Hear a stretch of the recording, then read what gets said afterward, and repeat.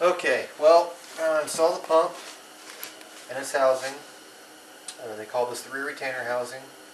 So basically it fits one way. This faces down. This faces up. These tabs are in a specific location so you can't get it backwards. That drops in there like this. And then this piece goes on here. Your O-rings. I put a new O-ring in here. Alright. I know you see an ungodly amount of black RTV on this housing. That's because drivetrain.com sent me a kit for a Chevy, so none of this shit will work with this shit. I'm a little pissed. K231, not J231.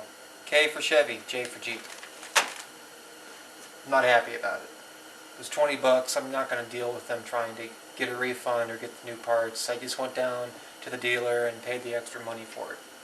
But I'm not happy about it. Take the pickup tube, wiggle it up like that. Grab this. And this goes on like that. And I'm going to have to reapply some RTV here in a minute. Got a little ahead of myself. It's alright. Just because I'm angry. Tip this down gently.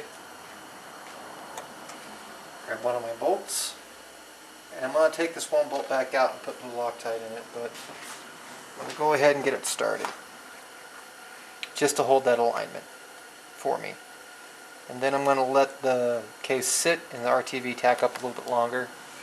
Like I said, I'm going to pull these bolts back out. I'm going to clean them. We'll get black RTV. And, or not black RTV, I'm sorry, blue Loctite. Loctite is good. And everything will be okay. This snapped at some point. There's a little casting that goes here. But it'll be okay without that piece.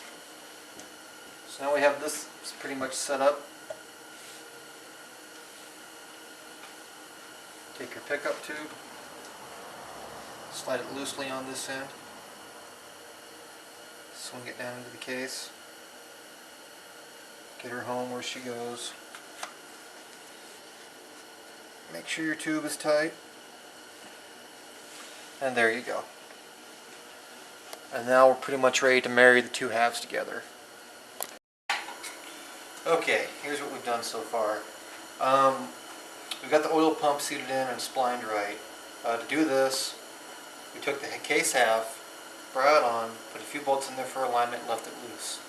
When we came in, brought this in, tightened it up a little bit, left it kind of loose.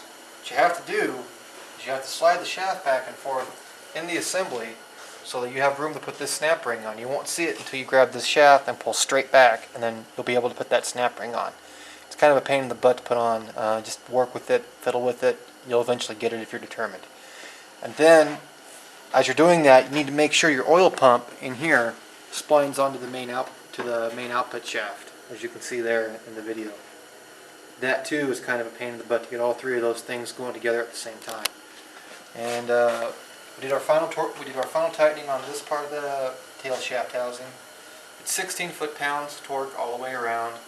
Nice, lots of black RTV. Don't be afraid to get it in there and slop it on. You don't want it to leak on you. And pretty much what's left now is put the yoke back on.